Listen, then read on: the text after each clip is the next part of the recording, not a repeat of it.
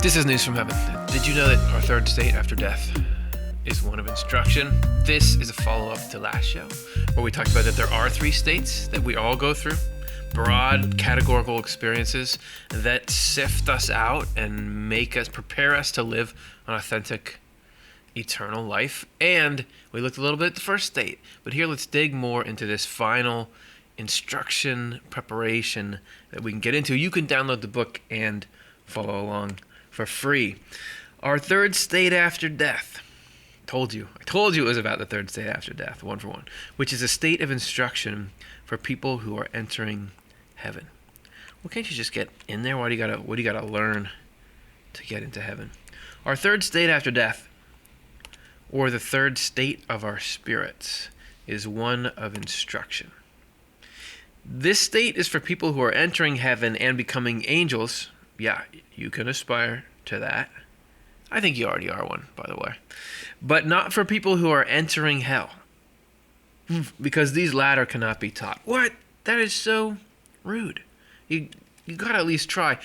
What I feel like I notice in myself when I hear that is that, sure, we can talk externally about heaven and hell, right? But everything, all this heaven, there's not a good way to abbreviate heaven and abbreviate hell, because I don't want to get you guys to have to watch me write all this stuff. But look at my conundrum here. Okay, I'll abbreviate it H. No, it's both the same. Okay, I'll abbreviate it HE. No, it's all the same. Okay, I'll abbreviate it HEA and HEL. Great. But then it's like hell is one letter away from being hell. Just finish it out.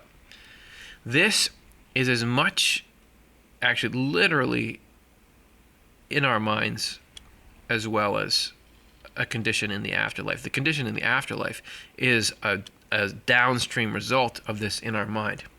So here we're saying, if we're entering hell, and I think you could say it after death, but you can also say it every time we go in to the ego-based, superficial hell that we can create for ourselves right now. This hell, one feature, one factoid about this is it cannot be taught. And I'm just thinking now, is that a differentiator? Like, what is the difference between heaven and hell? That heaven is willing to learn, and that when we're in hell, which is basically, let's see, there's a couple ways Swedenborg defines it. One is that when the pleasure of evil is felt as good, that is hell. And another one is that hell is rooted in the love of dominion over other people, the love of your superiority over other people, and then the love of material gratification at the expense of other people. But those are sort of the horns of hell. When we're pushed into that mode of thinking, driven by the pleasure that we get from those, that state doesn't want to learn anything about, can't be taught the things of heaven, like that other people are people, and that what you're doing is harmful to other people, and that there's a better way that involves some delayed gratification. When we're in that state, it cannot be taught. And you better believe God is trying to get all the good information to anyone, ever, or everywhere, ever. So it's us, if we close up our minds in those states, then that's the only reason why there's this cannot be taught. And good to think about, okay, am I in a heaven or hell state? Well, will this state listen to any reason? Can this state be taught? As a result, their second state is also their third, and ends in their turning straight toward their own love, and therefore toward the hellish community that is engaged in a love like their own. There we go. Where were you last episode? Because last episode I was going on and on about, wait a second, it sounds like he's saying you get thrown into hell, but it's not really, and hell is not what you think it is. It's not the revenge torture arrangement that has been, described and advocated for by a lot of religious institutions. This is a great little summary. Ends in the turning toward their own love. Hell is what you love just as much as heaven. And therefore toward the hellish community that is engaged in a love like their own. This is not God looking down and judging whether or not you're legit morally. This is us looking around to heaven or to hell and say, where is there a community that's engaged in what I love? And if what I love is destructive, this is boring around here. Where's the scene? Where are things happening? So all that the sorting process is in these states after death is, oh yeah, I like that, and I want to go. And heaven is saying, like, don't do that. That's not very good. You're throwing away your potential. This is a dead end. You're going to be hurting people. And the hell state doesn't want to be taught. It's like, no, I'm going. That's where I'm going. The heaven state is like, I want to go where there is what is good, and what is good has to pair with what's true. So the more we learn, the more adapted we are to that. Once this has happened, their intentions and thinking flow from that love. And since it is a hellish love, they intend only what is evil and think only what is false. It's a general principle that we have an intellect, intellect is often what's called sometimes understanding in different translations. Let's say we have an intellect and a will. We have what we think and what we want, or what motivates us, what we desire. The will always ends up getting its way. So if we want something and there's information in the intellect that doesn't match up with it, the will always eventually push that out, unless we're engaged in some kind of struggle against our own will, where we say, wait, this is teaching me about a better way to be, and I'll be pushing back against my own impulses to get out of it. But when you're locked in to something evil, the falsity is what evil needs. Like we were just saying over here in this giant head. If we and everyone can want whatever they want, and everything can come with its own kind of joy attached to it. But if we're going to commit to taking joy from things that cause harm, you can't justify that in light of heaven.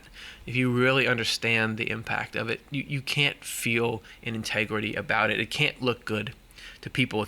So what you have to do is find some kind of falsity. You have to make up some kind of belief about the people you're harming, or belief about the impact, whatever it is. Evil needs falsity to be able to have this self-contained system where it feels like, no, there's nothing wrong with what I'm doing, because you can't be at peace if you feel like the thing that you love is evil. And that's, believe it or not, that's a big part of hell as a mercy project. This is God saying, well, listen, you love this thing, and I can't get you to stop going toward it, whatever evil stuff this is. If you really knew the truth about the nature of that thing, you would be miserable. So what I'm going to do is let you go to a place where there's just falsity, right? Falsity reigns here. So you can be in as much joy as you can about your evil. Oh, well, of course, we're going to make it so you're not able to harm like you want to harm, and that the bad things you try to do eventually are turned to good. But overall, there is definitely this effort towards thinking about the joy, even of people who are committed to hell. And that's because how could you feel anything but pity? And how could you feel anything but, wait, there's no revenge in God. There's no, like, told you so. How could there be? God is love. How's love going to do that? Further, this results in their rejecting every bit of good and truth they had previously adopted because they thought it might serve their love as a means to an end. So clarity, the three states after death lead us to this clarity, which is the only way you can be happy, whether it's trying to be happy through evil things or good things. You've got to sort yourself out, or there's just going to be conflict within you that is not good, not pleasant. Good people, though, are brought from the second state into a third, which is a state for preparation for heaven by means of instruction. What do we got to learn to get into heaven? I'd love to know that, because we can be obviously, like we just said, we can be going to heaven or hell daily right now. So, okay, I'm in. How do you get to heaven? This better not be something I don't want to do. In fact, no one can be prepared for heaven except by knowing at first hand what is good and true, and therefore only by being taught firsthand.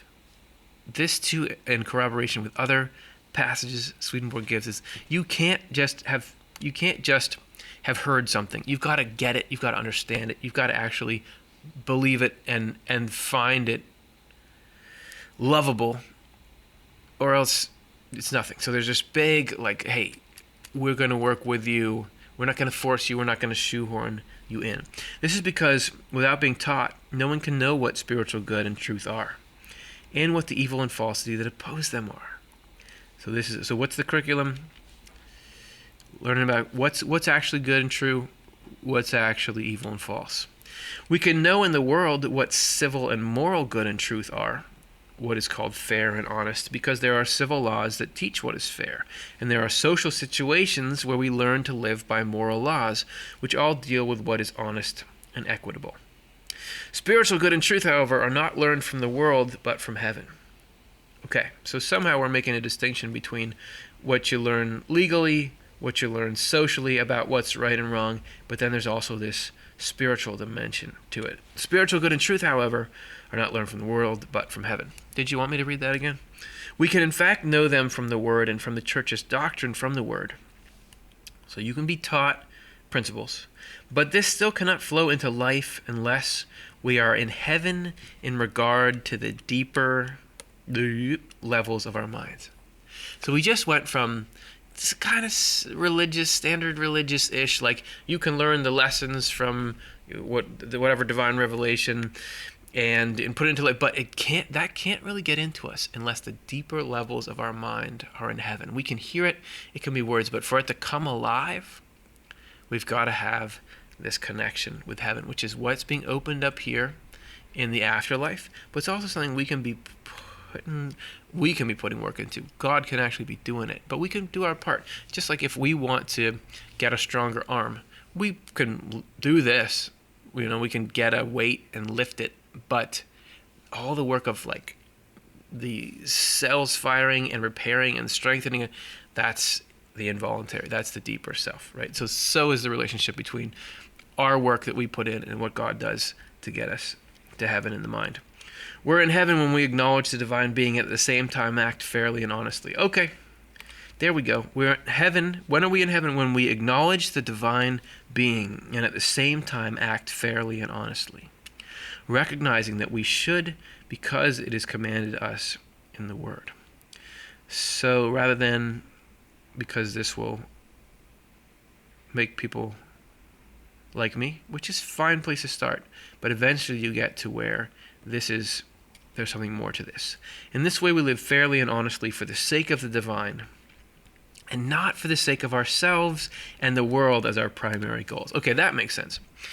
What's the difference? You can follow the law, you can follow social norms or things that are considered good. You can do it for really good reasons, or you can do it for reasons that are just for sake of ourselves, and you can translate that as for our reputation and status, and for the material gratification we'll get. But to really move up a level, we do it for the sake of the divine, which reading Swedenborgian totality doesn't, I believe, mean I'm picturing God, and in picturing God, I am thinking of a person, so I'll do it for you, God, that I sort of know. This is for the sake of what's good. What God's essence is everything. You could say for the sake of love, because God is love, is the source of love.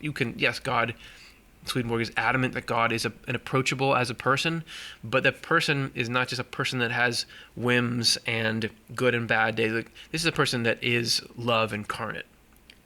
When you're doing good things for the sake of the love and the good they do, that is heaven. And that can be prompted especially by acknowledging that there's a divine being that is the source of that, because that makes it so we don't fall into making things primarily self-serving, because that cuts us off from this communal life, which is heaven, where we don't want to be better than anybody else. We wouldn't, if the opportunity came along. I want everyone to be happy. That's what heaven is. However, no one can behave like this without first having been taught things like the fact that God exists. Okay, heaven and hell exist. There is a life after death, that God is to be loved above all and our neighbor as ourselves, and that we are to believe what it says in the Word because the Word is divine.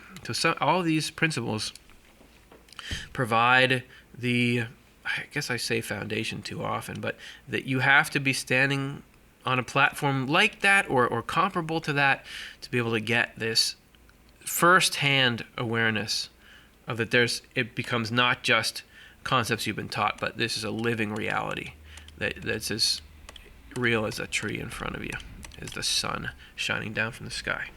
Without recognizing and admitting these principles, we cannot think spiritually. Oh, okay. Wow, so that's a prerequisite to thinking spiritually. And without thought about such matters, we cannot intend them.